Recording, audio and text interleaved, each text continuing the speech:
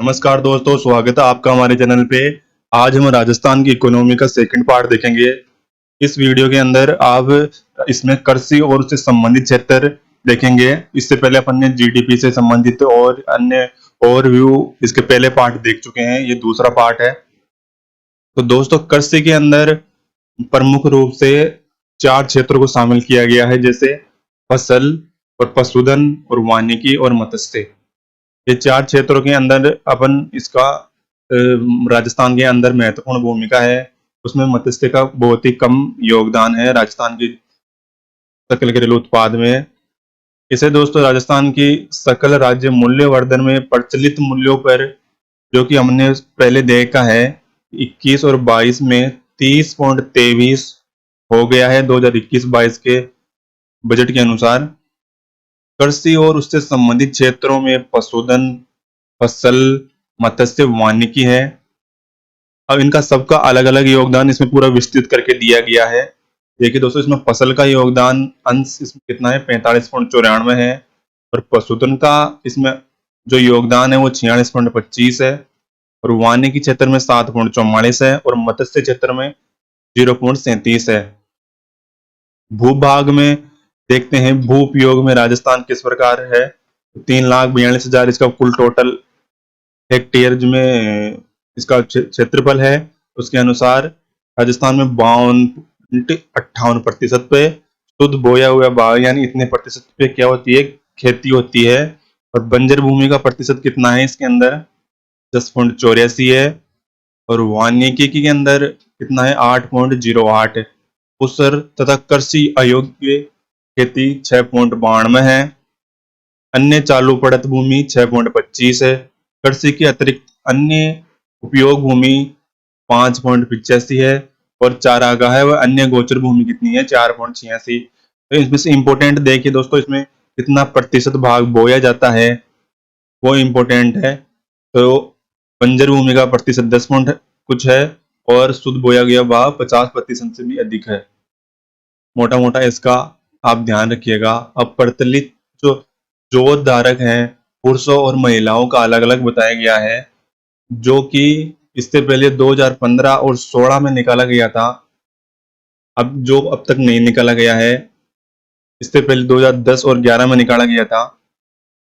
अब देखते हैं इसके आंसर के कितना अब तक हो चुका है। कुल जोतों की बात करें तो 76.55 लाख हो चुका है। ये इतना जरूरी नहीं है, पर रफली आपको देख के जाना है कि टोटल कितना हो चुका है, 75.55 लाख। ओके, ये हेक्टेयर में है। और 2010-11 के अंदर कितना था, ये 68.88 था। ओके दोस्तों, उसके बाद भूमि जोतों की संख्या प्रतिशत में कितनी है, 11.14, जो कि वृद्धि हुई है 2011 से 2015-16 के बीच में।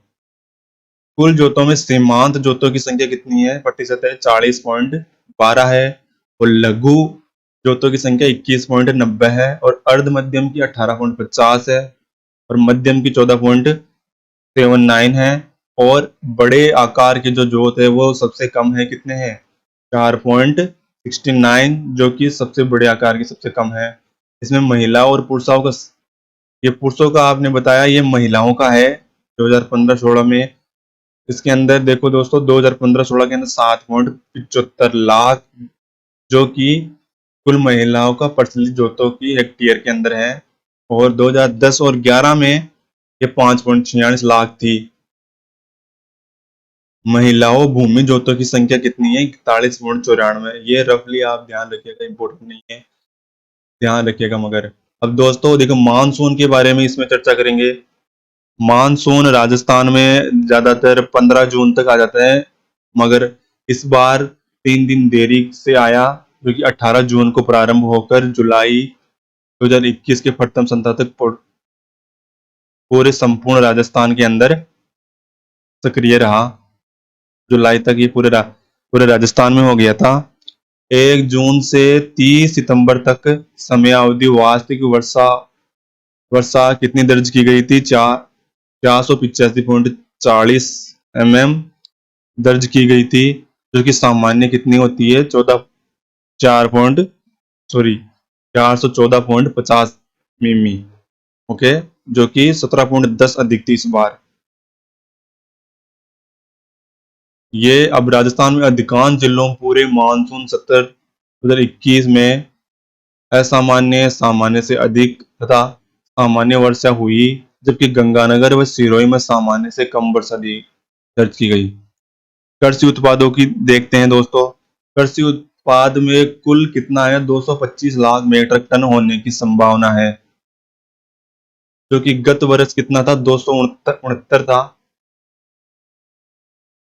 जो कि अभी कम हुआ है कितना, 16.31। ये आपको पता होगा कि दोस्तों कम क्यों हुआ है, कि कोविड-19 के कारण सभी चीजों प्रभावित हुई है, कृषि भी इसमें महत्वपूर्ण योगदान था। इसके अंदर देखो 21-22 के अंदर खरीफ और उसके खाद्यान्न फसलों में 84.90 लाख मीट्रिक होने की संभावना है, और 21 और 22 में रबी की फसल 140.30 लाख मीट्रिक टन होने की अनुमानित है, और 21-22 में खरीफ की अनाज का उत्पादन 86.63 लाख मीट्रिक टन होना अनुमानित है, और 21-22 में रबी के अनाज का 115 पॉइंट मीट्रिक टन होने की संभावना है। राज्य में, अब ये इंपॉर्टेंट टॉपिक है, राज्य में 10 कृषि क्षेत्रों में जलवायु प्रदेशों में बांटा गया है राजस्थान को। अब देखिए दोस्तों, राजस्थान में राज्य की उत्पादन स्थिति, कौन सा अनाज किस प्रकार उतना उत्पादित कर रहा है, इसमें आप पूरा देखोगे तो भूगोल की बुक में दिया होगा, मगर इसमें एक रफली इसमें दे दिया गया है उन क्षेत्रों को, क्वेश्चन भी बनता है एग्जाम के अंदर। दोस्तों देखो, ये 2019 और 20 का डाटा है। इसके अनुसार देखो, आज देश में बाजरा और सरसों में, पोषक अनाज और कुल दलहन में, चना और गंवार की फसलों में राज्य क्या है, प्रथम स्थान पे है। ओके, और मूंगफली उत्पादन में द्वितीय स्थान पर, और सोयाबीन के उत्पादन में कितना है, तृतीय स्थान पर है। ये दोस्तों आपने देखा कि अब तक पूरा ओवरव्यू लिया है कि पशुधन। अब अब देखेंगे कि हम कृषि विभाग द्वारा क्रियान्वित की जा रही प्रमुख योजनाएं। ये कृषि चल रहा है अभी दोस्तों, उसके बाद अपन मत्स्य देखेंगे, उसके बाद अपन पशुधन, और चौथा टॉपिक क्या है, कृषि पशुधन, और इन क्षेत्रों को अपन विधिवार इसमें देखेंगे। पहले फसल आ गया, फिर पशुधन, फिर वानिकी, वन का कितना योग, किस प्रकार राज्य के अंदर है, और मत्स्य, इसमें उत्पादन कितना हुआ, और इसके संबंधित कौन सी योजनाएं चल रही है। अब देखिए दोस्तों, कृषि जो चल रहा है उस विभाग के अनुसार कौन कौन सी योजनाएं चल रही है और कार्यक्रम चल रहे हैं अभी तक। तो जो भी भाई नए हैं वो चैनल को सब्सक्राइब जरूर कर लीजिए, और अपने दोस्तों को शेयर करें, क्योंकि इस चैनल पर आपको रेगुलर वीडियो मिलते रहेंगे, जैसे राजस्थान की इकोनॉमी, अन्य वीडियो, और आप जिस भी एग्जाम की तैयारी कर रहे हैं उसका बेहतर कंटेंट आपको देने की कोशिश की जाएगी। और कमेंट करके जरूर बताएं कि आगे आपको किस टॉपिक पे वीडियो चाहिए। अगर आपको ये कंटिन्यू सीरीज चाहिए तो इसका पूरा पार्ट आपको डिवाइड करके 8 नोट पार्ट में ये डिवाइड होके आएगी, तो आपको ये पूरी इस पे अपलोड कर दी जाएगी। इसकी पीडीएफ चाहिए तो आप हमारे टेलीग्राम ग्रुप पे जुड़े। ओके दोस्तों, अब देखते हैं आगे। मुख्यमंत्री बीज और स्वावलंबन योजना कृषि विभाग द्वारा चलाई गई योजना है ये। बीज स्वावलंबन योजना ये 2017 में शुरू हुई थी। इसका प्रमुख उद्देश्य कृषकों द्वारा समय की खेतों में अच्छी किस्म के बीज का निर्माण को बढ़ावा देना है। प्रारंभ में इसका क्रियान्वयन ओनली 3 कृषि जलवायु प्रखंडों में किया गया, जैसे कोटा में किया गया, भीलवाड़ा में और उदयपुर में किया गया। उसके बाद 18-19 से इस योजना को कहां से 10 कृषि जलवायु खंडों में क्रियान्वित किया गया। क्या है दोस्तों, राजस्थान में 10 कृषि जलवायु खंड है, उनमें सभी में बांट दिया कृषि जो बीज स्वावलंबन योजना शुरू की गई है, ये सभी में बांट दिया। इस योजना के अंतर्गत गेहूं, जौ, चना, ज्वार, सोयाबीन, मूंग, मोठ, मूंगफली, उड़द, 10 से कम अवधि तक पुरानी किस्मों का बीज उत्पादन में शामिल किया गया है। दूसरी योजना है महिलाओं को प्रशिक्षण। कृषि के अंदर बेहतर क्रियाकलाप करने के लिए महिलाओं को प्रशिक्षण दिया जा रहा है। वो किस प्रकार दिया जा रहा है दोस्तों, इस योजना के अंतर्गत ग्राम पंचायत स्तर पर महिला कृषकों को कृषि के अंदर 1 दिवसीय प्रशिक्षण योजना का आयोजन किया जा रहा है। इसमें महिला कृषकों को उन्नत कृषि तकनीकी की जानकारी दी जाती है ताकि वे साथी कृषकों के साथ तकनीकी का ज्ञान स्थानांतरित कर सके। राज्य द्वारा 30 महिला कृषकों के प्रति प्रशिक्षण हेतु सहायता राशि 3,000 रुपए देने का प्रावधान किया गया है। दोस्तों इसके अंदर प्रशिक्षण के अंदर 3,000 राशि की सहायता राशि भी दी जाती है। तीसरी योजना है कृषि शिक्षा के में अध्ययनरत छात्रों को प्रोत्साहन।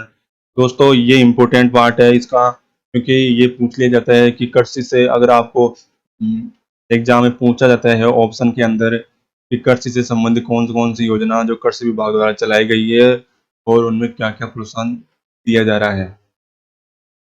तीसरी योजना ये है कि छात्रा जो कृषि से संबंधित पढ़ाई कर रही है उनको इस प्रकार से क्या क्या प्रोत्साहन राशि दी जा रही है और उनको क्या क्या लाभ दिया जा रहा है सरकार के द्वारा। कृषि विभाग के द्वारा उच्च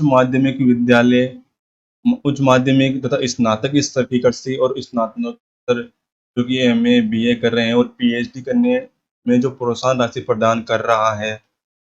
राज्य सरकार उच्च माध्यमिक कृषि पर 5,000 रुपये दे रही है और जो स्नातक से कृषि कर रहा है उसको 12,000 रुपये प्रति छात्रा को। ये ओनली छात्राओं के लिए है, छात्रों के लिए नहीं है। ओके, स्नातकोत्तर जो कि एमए कर रहा है कृषि से उसको कितने रुपए, और एमए और पीएचडी जो कर रहा है उसको 15,000 रुपये की प्रोत्साहन राशि दी जा रही है।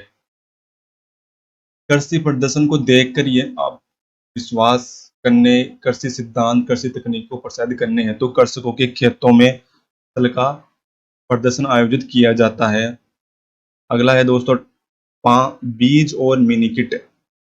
बीज जो विभिन्न फसलों के नवीन किस्मों को बढ़ावा देने और 0.1 हेक्टेयर क्षेत्र के लिए टोकन राशि पर बीज मिनी किट कृषकों को उपलब्ध कराई जा रही है।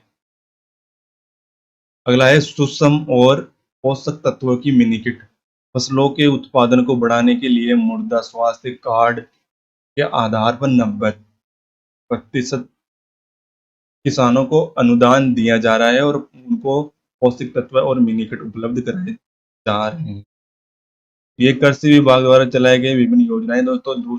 पहली ये कृषि बीज स्वावलंबन योजना, दूसरी ये महिला प्रशिक्षण दे रहे हैं उसके अंदर, और कृषि के अंदर जो अध्ययनरत छात्रा हैं उनको विशेष प्रोत्साहन दिया जा रहा है, और कृषि प्रदर्शन के अंदर कृषकों को विशेष फसल का जो प्रदर्शन किया जा रहा है उनका बढ़ावा देने के लिए। और बीजों के लिए ये 2 योजना चल रही है, सूक्ष्म पोषक तत्व मिनी किट।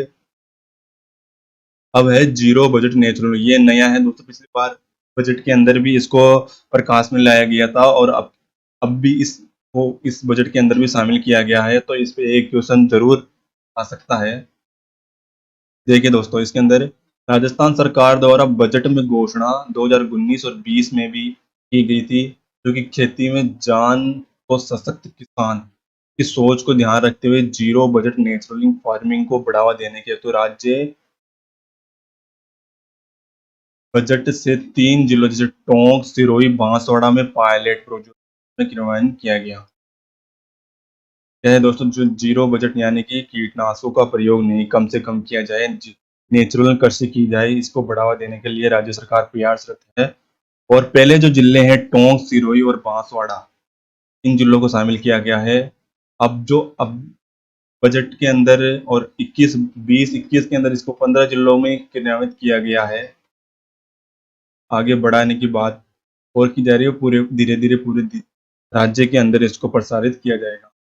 इस योजना का जो प्रमुख उद्देश्य है ग्राम स्तर पर जीरो बजट नेचुरल फार्मिंग के विभिन्न घटकों को प्रशिक्षण आयोजित कर चयनित किसानों को 2 दिवसीय प्रशिक्षण दिया जाता है। इसके अंदर 2 दिवसीय जो प्रशिक्षण भी दिया जाता है। ऑप्शन में आपको पूछ सकते हैं कि जीरो बजट नेचुरल फार्मिंग में क्या क्या योगदान किए जा रहे हैं। तो इसके अंदर दोस्तों अभी तक 20-21 ऑप्शन में आपको आ सकता है कि 20 और 21 के अंदर 15 जिलों में चयनित किया जा रहा है और ग्राम स्तर पर किया जा रहा है इसका, और 2 दिवसीय प्रशिक्षण दिया जा रहा है ये। और एक अलग से ऑप्शन देके आपको पूछते इसका नारा क्या है, खेती में जान दो सशक्त किसान, ये पूछ सकता है आपको। ये इम्पोर्टेंट है दोस्तों एग्जाम के लिए। इससे क्या इसका प्रमुख उद्देश्य है, कृषक खेती में समय द्वारा तैयार किए गए आदानों के माध्यम से आत्मनिर्भर बन सकेंगे एवं कृषि उत्पादन में रासायनिक मुक्त हो सकेंगे। ओके दोस्तों, जीरो बजट नेचुरल फार्मिंग करने के लिए बढ़ावा दिया जा रहा है। जितने भी कीटनाशकों, यूरिया खाद को इनका बहुत ही कम यानी बिल्कुल जीरो उपयोग करना है और अपने नेचुरल जैसे गोबर खाद खाद को यूज में किया लिया जा रहा है। अगला है राष्ट्रीय खाद्य सुरक्षा मिशन। ये दोस्तों 2007 और 8 में क्रियान्वित किया गया और यह गेहूं तथा दलहन व राष्ट्रीय खाद्यान्न सुरक्षा मिशन प्रारंभ किया गया। ये केंद्र सरकार के द्वारा शुरू किया गया था ये। और इसमें केंद्रीय और राज्य का अंश जो पोषण तत्व है वो कितना कितना योगदान है इनके अंदर। देखिए 60 तो केंद्र का है और 40 कितना है राज्य का है। तो ये ध्यान रखिएगा आप, कितना कितना योगदान है राष्ट्रीय खाद्य सुरक्षा मिशन के अंदर। गेहूं और दलहन पर एनएफएसएम के अंतर्गत प्रमाणित बीजों को वितरण करने के लिए उन्नत उत्पादन तकनीकी का प्रदर्शन और जैविक खाद, सूक्ष्म तत्वों, जिप्सम, समन्वित कीट प्रबंधन, कृषि यंत्रों, फुव्वारा, पंप सेट, सिंचाई जल हेतु पाइपलाइन, फसल तंत्र आधारित प्रशिक्षण द्वारा किसानों को यह सहयोग आदि महत्वपूर्ण कार्यक्रम इस योजना द्वारा चला रहे हैं। 2007-8 में शुरू हुई थी, अंश इसमें 40 और 60 है। अभी ये राज्य के अंदर 14 जिलों में क्रियान्वित किया जा रहा है इसको। और एनएफएसएम को मोटा अनाज मक्का 5 जिलों में क्रियान्वित की जा रही है और 33 जिलों में यह 2010 और 11 के अंदर क्या किया जा रहा है, 33 जिलों को शामिल कर लिया गया है। दोस्तों इसको महत्वपूर्ण जो गेहूं के अंदर है वो 14 जिले शामिल है और मक्का के अंदर 5 जिलों को शामिल करके इस योजना में जा रहा है प्रमुख रूप से। और अब तक ये पूरा राजस्थान में इम्प्लीमेंट है 2010 और 11 के बाद में। एनएफएस न्यूट्रिशियल मिशन, ये एक पूर्वगामी मिशन है के अंदर केंद्रीय परिवर्ती योजनाओं के रूप में राज्य में 2018 और 19 से प्रारंभ की। ओके, इसमें इसमें भी वही है, प्रमाणित बीजों का वितरण, उत्पादन तकनीकी में सुधार एवं प्रदर्शन, जैविक उर्वरकों को बढ़ाना, सूक्ष्म तत्वों का प्रयोग करना, समन्वित कीट प्रबंधन और फसल प्रदर्शन में किसानों को प्रशिक्षण देना। ये अब तक कितने जिलों में चल रही है? फसल जो ज्वार है तो 10 जिलों में चल रही है और बाजरा है तो 21 जिलों में चल रही है। ये अलग अलग जिले इसमें बांटे गए हैं कि ज्वार जो 10 जिलों में चल रहा है और बाजरा जिलों के अंदर चल रहा है। एनएफएसएम द्वारा तिलहन एवं ऑयल पंप मिशन, इसके द्वारा क्या किया जा रहा है दोस्तों? इस मिशन का उद्देश्य प्रमुख आधारभूत प्रमाणित बीज उत्पादन, प्रमाणित बीज का वितरण और समन्वित जीवन प्रबंधन, जैव उर्वरकों कृषि का आधारभूत विकास करना है। इसमें भी वही 40 और 60 का अंश राजस्थान और 60 जो केंद्र सरकार का अंश है और 40 में राज्य सरकार योगदान दे रही है। तो ये ध्यान रखिएगा। आगे भी मिशन आ रहा है राष्ट्रीय कृषि विस्तार तकनीकी मिशन। नाम से पता लग रहा है कि तकनीकी में राज्य में कृषि को बढ़ावा देना विदेशों में होती है, उसका इम्प्लीमेंट राजस्थान और भारत के अन्य क्षेत्रों में भी किया जाए। इससे सरकार प्रयासरत है, केंद्र और राज्य सरकार इसको मेल जोल के चला रही है। इसमें जो अंश भाग है कितना है, 60 और 40 का है।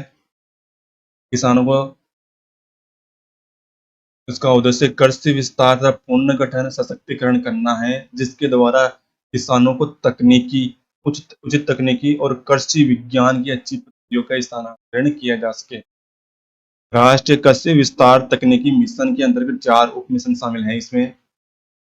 पहला है दोस्तों कृषि विस्तार पर उप मिशन और बीज एवं रोपण सामग्री पर उप मिशन और कृषि यंत्रीकरण और कृषि में राष्ट्रीय ई-गवर्नेंस प्रणाली, ये 4 प्रमुख उप मिशन चल रहे हैं इसके राष्ट्रीय कृषि विस्तार तकनीकी मिशन के। तो ये ध्यान रखिएगा। अगला है कृषि, जो अपना पार्ट चल रहा है ये 12 इसमें जो योजना चला रही है वो 12 है राष्ट्रीय टिकाऊ खेती मिशन। राष्ट्रीय टिकाऊ खेती मिशन के अंतर्गत राष्ट्रीय सूक्ष्म सिंचाई मिशन, जिसे राष्ट्रीय जैविक खेती परियोजना, राष्ट्रीय मृदा और उर्वरक प्रबंधन परियोजना के तहत वर्षा आधारित क्षेत्रों में विकास कार्यक्रम जलवायु परिवर्तन को केंद्रित करते हुए पुनर्गठन कर एक नया कार्यक्रम राष्ट्रीय टिकाऊ खेती मिशन क्रियान्वित किया जा रहा है। इसमें भी वही जो वित्त पोषण किया जा रहा है वो केंद्र सरकार द्वारा 60 है और 40 राज्य सरकार के द्वारा है। राष्ट्रीय टिकाऊ खेती मिशन के अंतर्गत 4 सब मिशन शामिल है, जैसे कौन कौन से है? 4 वर्षा आधारित क्षेत्र विकास, मृदा आधारित स्वास्थ्य प्रबंधन या स्वास्थ्य कार्ड, परंपरागत कृषि विकास योजना, कृषि वानिकी पर उप मिशन। यह मिशन राष्ट्रीय मिशन है, ये 2017-18 द्वारा प्रारंभ किया गया है, तो ये भी इम्पोर्टेंट एक मिशन है राष्ट्रीय टिकाऊ खेती। अगला है राष्ट्रीय कृषि विकास योजना। ये योजना चलाई गई प्रमुख रूप से 2007 और 8 में केंद्र सरकार ने चलाई थी। इस दौरान कृषि में जलवायु, प्राकृतिक संसाधनों एवं मदों का प्रौद्योगिकी को दृष्टिगत रखते हुए कृषि योजनाओं को अधिक व्यापक रूप से तैयार करने हेतु राष्ट्रीय विकास की शुरुआत की गई है। इस योजना के अंतर्गत राज्य के अंदर और पूरे भारत के अंदर इसमें कृषि में, पशुपालन में, मत्स्य में, मुर्गी पालन में, बागवानी में, डेयरी में और कृषि विश्वविद्यालयों एवं अन्य संगठन विभाग आदि क्षेत्र में एकीकृत जिला कृषि योजना तैयार करने हेतु परियोजना आधारित सहायता प्रदान की जा रही है। इसमें भी वही भाग है, केंद्र और राज्य का 60:40 अनुपात में वित्त पोषण किया जा रहा है। अगली इंपोर्टेंट दोस्तों योजना है प्रधानमंत्री कृषि सिंचाई योजना। इसके अंदर आप जितनी भी आप कृषि से संबंधित देख रहे हो उसमें केंद्र और राज्य का अंश कितना है? 60 और 40 है। तो ये आप माइंड में सेट कर लीजिए कि कृषि से जितने भी संबंधित हैं, हालांकि कुछ अपवाद होंगे तो वो आप अलग से देख लेंगे अपन, मगर ज़्यादातर जो अनुपात है इनका वो एक फिक्स है 60 और 40 के अनुपात में। तो ये याद रखिएगा आप। इस योजना का नोडल विभाग जो है उद्यानिकी विभाग है, और कृषि और उद्यानिकी विभाग फॉरम पौंड, जल हौज, डिग्गियों आदि के निर्माण में विभिन्न गतिविधियां क्रियान्वित की जा रही है। अगला है प्रधानमंत्री फसल बीमा योजना। ये दोस्तों खरीफ की फसल 2016 खरीफ की फसल की 2016 में प्रारंभ की गई थी। इस योजना में खाद्यान्न फसलों को तिलहन, वाणिज्यिक और बागवानी फसलों को शामिल किया गया है।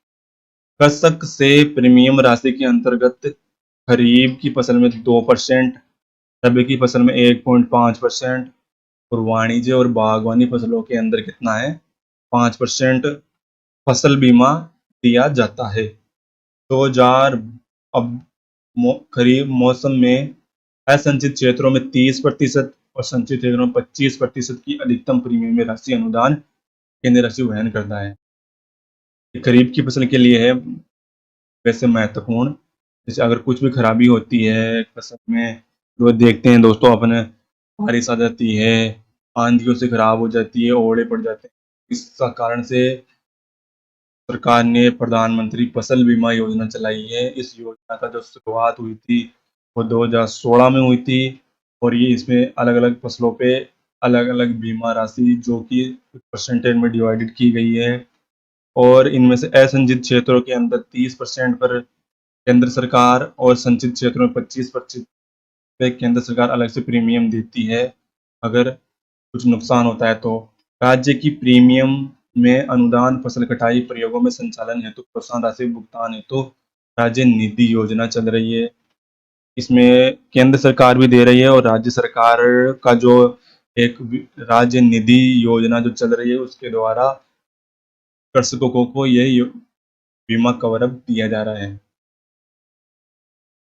ये अब तक अपन ने कृषि के अंदर जितनी भी योजनाएं चल रही थी उनका इम्प्लीमेंट किस प्रकार हो रहा है, उनका योगदान किस प्रकार से कब शुरू की गई, उनका अंशदान कितना है केंद्र और राज्य में, ये देखना थे। अब राज्य में देखेंगे कि कृषि की प्रमुख फसलों में उत्पादकता बढ़ने के निरंतर प्रयास कर रहा है। कृषि विभाग की उत्पादन ज़्यादा से ज़्यादा हो और इसका इम्प्लीमेंट सही तरीके से हो, जितनी भी योजनाएं चल रही है। 1997 और 98 में से 2001 और 2002 के औसत उत्पाद में तुलनात्मक रूप से 2020 और 21 में अनाज की उत्पादकता में कितना प्रतिशत की वृद्धि हुई है? 101.51 और दलहनों में 46.61 और तिलहन में 77.71 की वृद्धि हुई है। ये दोस्तों इस प्रकार से वृद्धि हुई है। कपास में जिस प्रकार से वृद्धि हुई है वो देखिए, 97-98 से 2002 के औसत उत्पादक 337 किलोग्राम हेक्टेयर में थी, जो कि 2020 और 21 में कितनी हो चुकी है? 675 किलोग्राम हेक्टेयर, जो कि 100% की वृद्धि हुई है लगभग अब तक।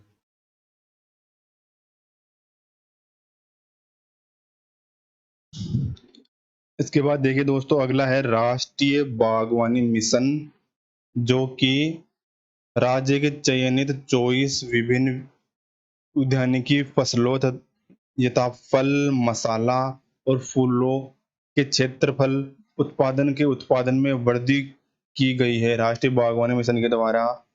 और अगला है प्रधानमंत्री कृषि सिंचाई सूक्ष्म सिंचाई योजना, जो कि फसल के उत्पादन को बढ़ाने के लिए, पानी को बचाने के लिए व लघु सिंचाई पद्धति में ड्रिप व फव्वारा सिंचाई पद्धति को प्रभावी जल प्रबंधन की योजना के लिए यह चलाई गई है सूक्ष्म सिंचाई योजना। इसमें सभी श्रेणियों के कृषकों के लिए केंद्र और राज्य सरकारों का अंशदान जो कितना है? 60.40 है। ये आप ध्यान रखिएगा दोस्तों। और अगला है सौर ऊर्जा पर आधारित पंप परियोजना, प्रधानमंत्री कुसुम परियोजना कंपोनेंट बी। ये योजना 2019 और 20 के अंदर चली थी भारत सरकार के द्वारा। नवीनीकरण और ऊर्जा मंत्रालय द्वारा और पीएम कुसुम प्रधानमंत्री किसान ऊर्जा सुरक्षा उत्थान महाअभियान कंपोनेंट बी स्टैंड अलोन सौर ऊर्जा पंप संयंत्र योजना क्रियान्वित की जा रही है। दोस्तों ये योजना के अंदर हम देख रहे हैं कि प्रधानमंत्री कुसुम योजना, इस योजना के अंतर्गत 2019 और 20 के बजट में ये घोषणा की गई। और इसमें कौन कौन से मंत्रालय? नवीनी और नवीनीकरणीय ऊर्जा मंत्रालय द्वारा और पीएम कुसुम योजना इसका भी कंपोनेंट है। इस योजना के अंदर क्या प्रभावी रूप से किया जा रहा है? 3 एचपी से 10 एचपी की क्षमता के सौर ऊर्जा पंप संयंत्रों की स्थापना के प्रावधान के साथ ही अधिकतम 7.5 एचपी की क्षमता तक के पंप हेतु अनुदान दे हैं। दोस्तों ये किसानों के जो खेत के अंदर सौर ऊर्जा का जो यंत्र लगा रहा है, उसके अंदर 3 एचपी से 10 एचपी क्षमता वाले और 7.5 एचपी वाली क्षमता वाले को अनुदान दिया जाएगा सरकार के द्वारा। जिन कृषकों के पास सिंचाई है तो कृषि विद्युत कनेक्शन नहीं है और डीजल आधारित पंप सेट पर निर्भर है, ऐसे कृषक इस योजना के तहत और सौर ऊर्जा पंप संयंत्र लगाने के पात्र होंगे। क्योंकि ये इम्पोर्टेंट योजना है दोस्तों, इसको ध्यान रखें क्या कि इसका क्राइटेरिया है जो कि इस किसानों के लिए यह इम्प्लीमेंट की जाएगी। तो ये कृषि विद्युत जो जिसमें कनेक्शन नहीं है एक तो विद्युत का, और वो डीजल से अपनी जो जनरेटर है उनसे खेती कर रहे हैं, उन किसानों के खेती के अंदर ये पंप सेट किए जाएंगे। राज्य में वर्ष 2010 और 2011 दिसंबर 2021 तक अब तक कितने 64,000 लगभग सौर ऊर्जा पंप संयंत्रों की स्थापित करवाए जा चुके हैं। इस योजना में देखिए दोस्तों अलग अलग है, योजना करते हैं कुल 60% क्या है केंद्रीय, 60% में केंद्र का 30% है और राज्य का 30% है। ओके, और बाकी जो 40% है वो अनुदान कृषक खुद वहन करेगा।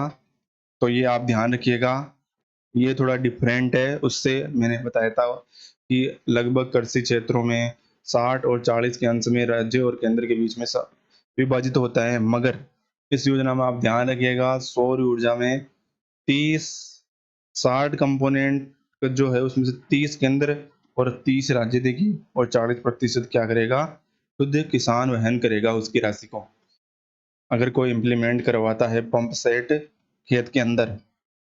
राष्ट्रीय कृषि विकास योजना, इस योजना के अंतर्गत खजूर की खेती, राष्ट्रीय उद्यानिकी मिशन से वंचित जिलों में उद्यानिकी विकास कार्यक्रम, शहरी क्षेत्रों में वेजिटेबल क्लस्टर जो कि झालावाड़, जोधपुर, सॉरी धौलपुर, टोंक, बूंदी, चित्तौड़ और सवाई माधोपुर में उत्कृष्टता केंद्र की स्थापना, और बस्सी में अनार,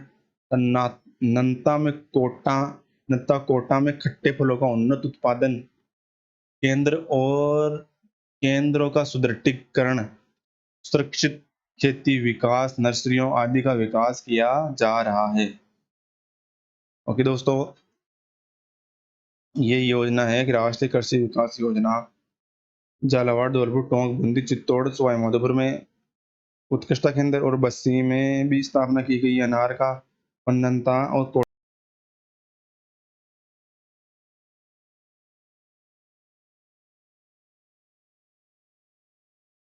कृषि विपणन, राज्य में कृषि को उनकी उपज व उचित मूल्य दिलाने हेतु अच्छी विपणन सुविधा उपलब्ध कराने हेतु राज्य मंडी व नियामक प्रबंधन को प्रभावी ढंग से लागू करने हेतु कृषि विपणन निदेशालय द्वारा 1874 में से स्थापित किया गया। दोस्तों कब स्थापित किया गया? 1874 के अंदर इसका क्रियान्वयन किया गया है। कृषि विपणन निदेशालय जो कृषि के बेहतर मूल्य किसानों को दिलाना है, उसके लिए 1874 के अंदर इसको स्थापित किया गया है। कृषि निदेशालय द्वारा निम्न योजनाएं चलाई जा रही हैं। राजीव गांधी कृषक साथी सहायता योजना, जो कि इसके अंतर्गत क्या किया जा रहा है, कृषि के अंतर्गत विपणन सहित कृषि कार्य के दौरान दुर्घटना के मामलों में कृषक को व खेतीहर मजदूरों को, हम वालों जो कि काम करने वाले होते हैं खेतों में, वित्तीय सहायता उपलब्ध कराई जाती है। इसमें मृत्यु होने पर अगर कृषक की मृत्यु हो जाती है तो 2 लाख रुपए की राशि दी जाती है उसके परिवार को। ये योजना इस वर्ष से चलाई जा रही है, राजीव गांधी कृषक सहायता योजना। अगला है किसान कलेवा योजना। ये राज्य में सुपर ए एवं बी श्रेणी की कृषि उपज मंडी समितियों के प्रांगण में अपनी उपज विक्रय करने वाले कृषकों को अनुदानित दर पर गुणवत्तापूर्ण भोजन उपलब्ध कराने के उद्देश्य से किसान कलेवा योजना शुरू की गई। दोस्तों जो भी कृषि मंडियां हैं उनके अंदर जो किसान आते हैं अपना फल बेचने के लिए, जो कृषि का जो सामान बेचने के लिए जो भी खेत के अंदर हुआ, उन किसानों के लिए राज्य सरकार ने किसान कलेवा योजना चलाई है, जो वहां वो खाना फ्री के अंदर खा सकते हैं। अगला है दोस्तों महात्मा ज्योतिबा फुले मंडी श्रमिक कल्याण योजना। 2015 में इसका शुरू की गई, 2015 में ये शुरू की गई थी। इस योजना का मुख्य विशेषता क्या क्या है दोस्तों? ये कृषि विपणन निदेशालय द्वारा शुरू की गई योजना है। पहली है राजीव गांधी कृषक साथी योजना, दूसरी किसान कलेवा योजना, तीसरी है महात्मा ज्योति फुले मंडी और श्रमिक कल्याण योजना। ये तीनों योजनाएं बहुत इंपॉर्टेंट है दोस्तों, एग्जाम में पूछी गई है और आगे भी इनकी पूछने की संभावना है। महिलाओं के लिए पहली योजना है प्रस्तुतिकरण। प्रस्तुति के दौरान जैसे जब वो गर्भवती होती है उस कारण महिलाओं को, अनुसूचितधारी श्रमिकों को अधिकतम 2 प्रस्तुति अवधि के लिए राज्य सरकार द्वारा अकुशल श्रमिक के रूप में निर्धारित प्रचलित मजदूरी की दर पर 45 दिवसीय मजदूरी सहायता समतुल्य सहायता राशि दी जाती है। जब वो गर्भवती महिला जो भी है उसको 45 दिन की जो अगर वो मजदूरी के हिसाब से उसको उसको राशि दी जाएगी, वो अपने घर पे अपने ख्याल रख सकती है। दूसरा है पितृत्व योजना। अगर पुरुष अनुगामित श्रमिक के 2 प्रसूति अवधि के दौरान राज्य सरकार द्वारा अकुशल श्रमिकों के पास निर्धारित प्रचलित मजदूरी के लिए 15 दिवसीय मजदूरी के समतुल्य राशि प्रतिवर्ष अवकाश के रूप में सहायता प्राप्त कर सकता है। पितृव्रत की, जैसे अगर किसी पुरुष की पत्नी अगर गर्भवती है तो वो 15 दिन की छुट्टी ले सकता है। अगर महिला है तो वो कितने 45 दिन की छुट्टी ले सकती है, और उसका जो भी मजदूरी है वो सरकार घर बैठे देगी। विवाह के लिए सहायता योजना, इसके अंदर अनुविपितधारी महिला श्रमिकों को समय विवाह के लिए 50,000 रुपए की राशि सहायता राशि देगी। और जो पुरुष और महिला श्रमिक को अपनी पुत्रियों के अगर विवाह करना है तो उनको 50,000 रुपए की राशि देगी। ये सहायता अधिकतम 2 पुत्रों के लिए देगी ओनली। अगर उससे अधिक उनके जो पुत्र या पुत्री है तो उनको ये सहायता राशि नहीं मिलेगी। अगर उनके एक लड़का या लड़की या दोनों लड़की अगर होंगे तो उनको दोनों को 50,000 रुपए की राशि दी जाएगी। वो किस प्रकार दी जाएगी वो राज्य सरकार पर डिपेंड करता है।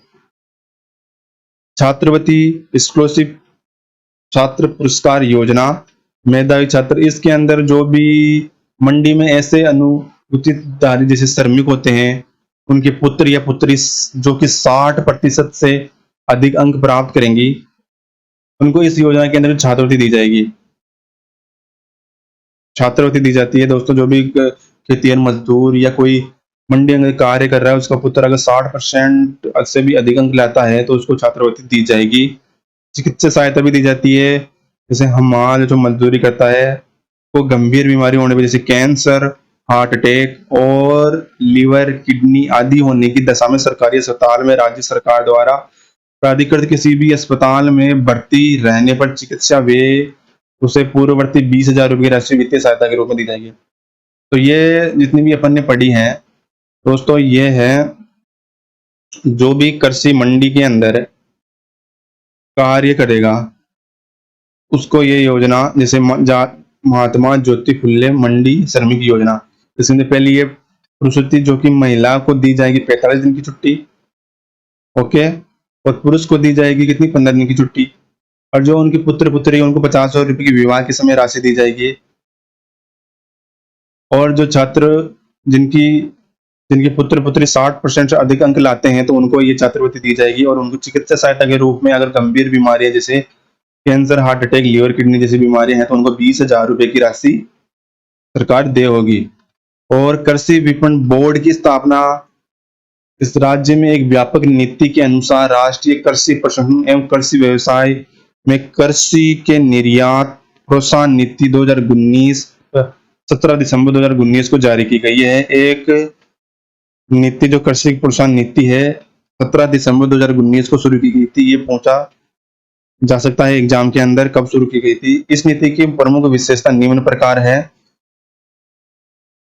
विशेषता क्या क्या है इसकी दोस्तों, देखिए, समूह आधारित कृषि प्रणाली के द्वारा फसल कटाई के बाद हानियों को कम करना और कृषकों एवं उनके संगठनों को सहभागियों को बढ़ाना, कृषकों की आपूर्ति एवं मूल्य संवर्धन श्रृंखला में प्रत्येक भागीदारी को बढ़ाते उनकी आय में वृद्धि के लिए उपाय करना, राज्य की उत्पादन में बहुलता वाली विशिष्ट फसलों जैसे जीरा, धनिया, मेथी और सौंफ, दलहन और तिलहन, मेहंदी, किन्नू, अनार, ताजा सब्जियां आदि के मूल्य संवर्धन एवं निर्यात को प्रोत्साहन देना है। इस जो राजस्थान की कृषि प्रसंस्करण एवं कृषि व्यवसाय कृषि निर्यात प्रोत्साहन जो नीति आई है उसके अंदर ये जो 5 पार्ट है ये इसमें इम्प्लीमेंट किया गया है। और खाद्य प्रसंस्करण क्षेत्रों में प्रशिक्षण पाठ्यक्रमों के द्वारा कौशल विकास कर रोजगार सृजन का कार्य भी इस योजना के तहत किया जाएगा। किसानों के व्यापक खेती करने में आसानी हो इसके लिए राज्य के अंदर कृषक कल्याण कोष का एक कोष डाला गया है 1,000 करोड़ का, जो कि 16 दिसंबर 2019 को कृषक कल्याण कोष का गठन किया गया। इसके अंदर 1,000 करोड़ रुपए की राशि दी गई है। इसमें क्या क्या प्रावधान है देखिए दोस्तों, इस राशि का उपयोग कृषि उपज व उचित मूल्यों के लिए सरकार की पूर्व स्वीकृति के साथ किसानों कल्याण से जुड़ी किसी भी अन्य गतिविधियों को बढ़ावा देने के लिए किया जाएगा।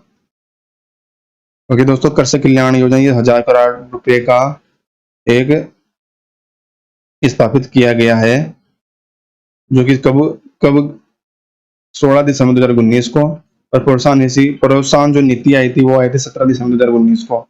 ओके, अगला है प्रधानमंत्री कृषि सूक्ष्म खाद्य प्रशिक्षण उद्योग उन्नयन योजना, जिसे शॉर्ट में कहते हैं PMFME योजना को भारत सरकार के खाद्य प्रशिक्षण उद्योग मंत्रालय द्वारा देश में असंगठित खाद्य प्रशिक्षण क्षेत्र को उन्नयन के लिए शुरू की गई इस योजना को। राजस्थान में इसका क्रियान्वयन कौन कर रहा है? राज्य कृषि विपणन बोर्ड को इस योजना को लागू करने के लिए एक नोडल एजेंसी चुना गया है। इसमें केंद्र और राज्य का जो अंश है वो 60 और 40 है। इसका प्रमुख उद्देश्य क्या है? अगले 5 वर्षों में 6,638 सूक्ष्म खाद्य प्रशिक्षण इकाइयों को क्रमोन्नत करना है। अगला दोस्तों, अपन कृषि के अंदर जल का महत्वपूर्ण स्थान है, तो अगर जल नहीं होगा तो कृषि की राजस्थान में जल का बहुत महत्व है। अगर जल का अभाव हो, इसलिए राजस्थान में कृषि की मात्रा कम उपजाऊ होती है। तो इसके बेहतर प्रबंधन के लिए सरकार हर साल नए बजट के अंदर योजनाओं इसके बेहतर लोगों तक पहुंचाने के लिए योजनाओं का क्रियान्वयन और नई नई तकनीकी के माध्यम से इसको विस्तारित किया जाता है। तो अपन अब की बार इस बजट के अंदर क्या प्रावधान किए गए हैं उनको देखेंगे कि राज्य सरकार ने क्या कदम उठाए आगे सभी लोगों के पास पूर्णतः जल की सुविधा उपलब्ध हो सके और सिंचाई के लिए और पीने के पानी के लिए। तो देखिए दोस्तों, इसमें अपन देखते हैं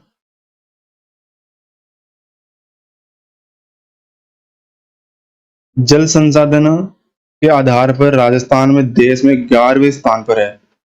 अब पूरे भारत की बात की जाए तो राजस्थान कौन से स्थान पर है? 11वें स्थान पे। राज्य की अर्थव्यवस्था जल संसाधन विभाग द्वारा वृहत एवं मध्यम लघु सिंचाई परियोजनाओं के माध्यम से राज्य में अल्प जल संसाधनों के दोहन व उपयोग एवं प्रबंधन में महत्वपूर्ण योगदान है। विभाग में सतत प्रयासों जैसे वृहद मध्यम लघु सिंचाई परियोजना के निर्माण कर कुल 39.03 लाख हेक्टेयर में सिंचाई सुविधा उपलब्ध कराई गई है। दोस्तों, अब तक कितनी? 39.03 लाख हेक्टेयर में सिंचाई सुविधा उपलब्ध कराई गई है सरकार के द्वारा। अब जो इस बार का बजट है उसके अंदर क्या 7 वृहद योजनाओं का शामिल किया गया है, जो कि पिछले बजट में के अंदर भी शामिल किया गया था। जो कौन कौन सी है देखिए दोस्तों, पहली है नर्मदा नहर परियोजना, दूसरी परवन, दूसरी धौलपुर। राजस्थान में मरु क्षेत्र में कृषि हेतु जल पुनर्गठन परियोजना का एवं नवनेरा बांध। उसके बाद ऊपरी उच्च स्तरीय नहर पिपलुकुंट 5 मध्यम परियोजनाएं शुरू की गई है, जैसे गरदड़ा, तकाली, गागरीन, लफाइसी और इत्यादि। 41 लघु परियोजना का कार्यान्वयन किया गया प्रगति पर है, जो कि इस बार के बजट में शामिल किया गया है कि इन योजनाओं का क्रियान्वयन किया जाएगा।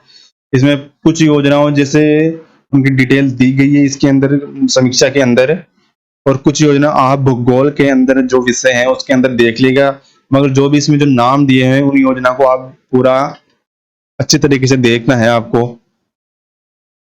इसमें कुछ योजनाओं का इसमें दिया गया है, जैसे नर्मदा का इसमें डिटेल से दिया गया है थोड़ा बहुत, और नवनेरा बैराज का दिया गया है, परवन का दिया गया है।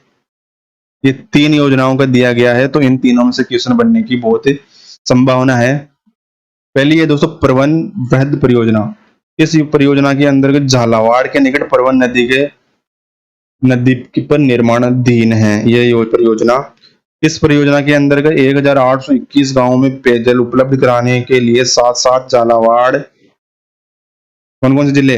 झालावाड़, 12 और कोटा जिलों में 637 गांवों में लगभग 2 लाख हेक्टेयर में सिंचाई सुविधा उपलब्ध कराई गई है। ओके दोस्तों, कौन कौन से जिलों में? झालावाड़, बारा और कोटा। यह परियोजना तापीय विद्युत परियोजना में कितना योगदान है इसका? 79 मिलियन और घन मीटर जल उपलब्ध कराई जाएगी, और जिससे कुल 2970 मेगावाट विद्युत उत्पादन किया जाएगा। इस परियोजना का जो पूर्ण होने का जो क्रियान्वयन किया जाएगा 2023 और 24 में पूर्ण होने की इसकी पूरी संभावना है। तो ये योजना इंपॉर्टेंट है, ये याद रखिएगा आप, क्योंकि 79 मिलियन घन मीटर की जल उपलब्ध कराई जाएगी, जिससे क्या होगा, कितनी मेगावाट बिजली उत्पादन होगी? 2970 मेगावाट। नर्मदा नहर परियोजना, ये भारत की पहली सिंचाई परियोजना है जो कि अब राजस्थान में भी इम्प्लीमेंट की जा रही है। इसमें जालोर, बाड़मेर जिलों में 2.46 लाख हेक्टेयर पूरे कमांड क्षेत्र में स्प्रिंकलर सिंचाई प्रणाली अनिवार्य की गई है। मतलब इसमें कौन सी जो योजना है जिसके अंदर क्या किया गया है? स्प्रिंकलर सिंचाई योजना अनिवार्य कर दी गई है, तो नर्मदा परियोजना के अंदर। इस परियोजना का भी जो पूर्ण होने का जो काम है वो 2023 और 24 में पूर्ण होने का है। यह अगली है नवनेरा बांध। यह परियोजना राजस्थान नहर परियोजना जिसे का एक विभिन्न हिस्सा है। यह परियोजना 2023 और 24 में पूरी की। अब देखिए दोस्तों, इन्होंने पूरा थोड़ा डिटेल से इस नर्मदा और परवन को तो डिटेल से दिया है, तो इसमें से क्वेश्चन बन सकते हैं। और नवनेरा में थोड़ा जानकारी कम दी गई है, तो आप देख लीजिएगा इसके अंदर। और कौन कौन सी, एक तो गडदरा, तकाली और गागरीन फिलाही में हो सके तो इसके लिए अलग से वीडियो ला दूंगा, क्योंकि ये इंपॉर्टेंट है। इसमें से क्वेश्चन किसी भी एग्जाम में राजस्थान में अवश्य पूछा जाएगा, किसी ना किसी एग्जाम में आने वाले दिनों में, देख लेना आप। तो इसको आप राजस्थान की भूगोल की जो कोई बुक होगी उसमें से कवर जरूर कीजिएगा। अगला है राजस्थान में जल क्षेत्र में आजीविका सुधार परियोजना। जल क्षेत्र के अंदर आजीविका सुधार परियोजना के अंतर्गत जापान की जो जायका कंपनी है द्वारा वित्त पोषित इसको किया जा रहा है। ओके, और जायका परियोजना के अंतर्गत 2 चरणों में वित्त पोषित करेगा। प्रथम चरण में ये 2 अलग अलग ऋण समझौते हुए हैं। इसमें 2348.37 करोड़ रुपए की राशि अनुमानित की गई है, जो कि 2 चरणों में जापान द्वारा दी जाएगी। प्रथम चरण की परियोजनाओं का लागत जायका द्वारा वित्त पोषित किया जाएगा और राज्य सरकार द्वारा वहन किया जाएगा।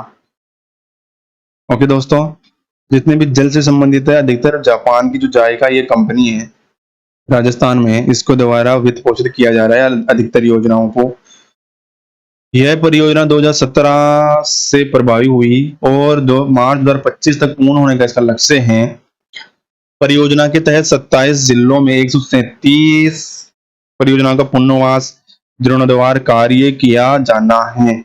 परियोजना के क्रियान्वयन के लिए 4.70 लाख हेक्टेयर के संचित क्षेत्र में किसान लाभान्वित हो गए। प्रथम चरण के अंतर्गत ये 21 जिलों के अंदर जो कि 2.62 लाख हेक्टेयर में सिंचित है, और 65 लघु और सिंचाई परियोजना को जिम्मेदार किया जाएगा इसके अंदर।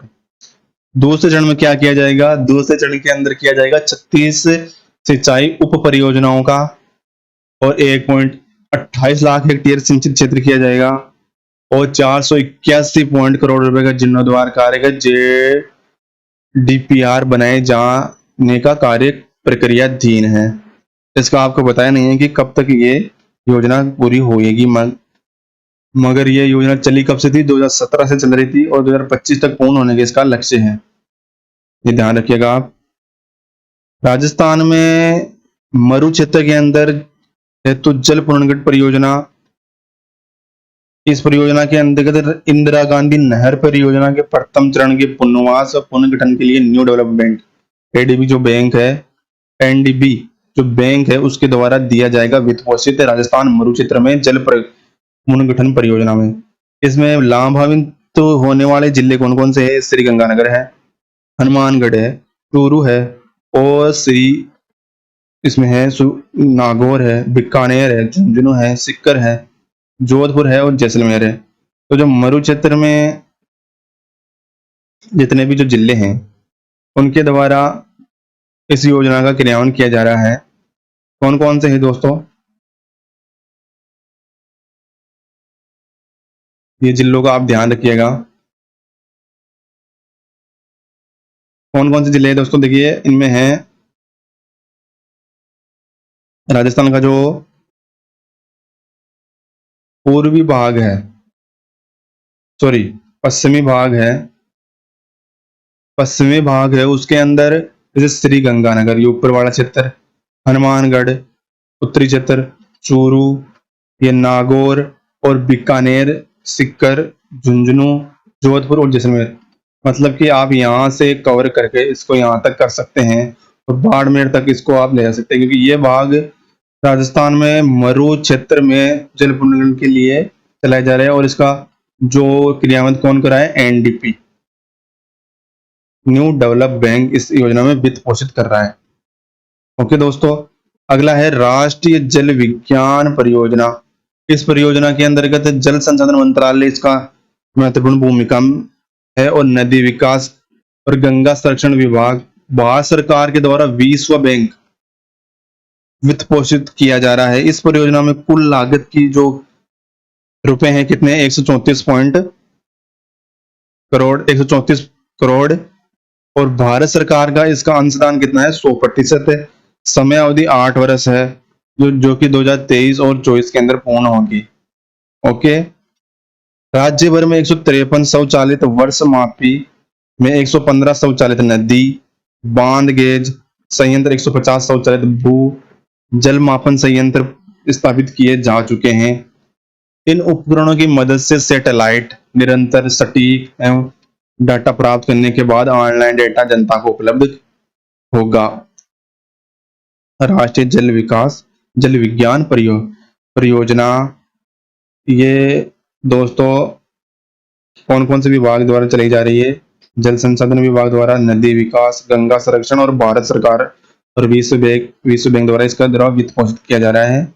इसमें उन्नत तकनीकी के द्वारा जल का स्वावलंबन या उसका जो व्यवस्थित रूप से प्रयोग किया जाए उसका किया जा रहा है। अगला है दोस्तों इंदिरा गांधी फीडर, पंजाब का भाग सरहिंद फीडर।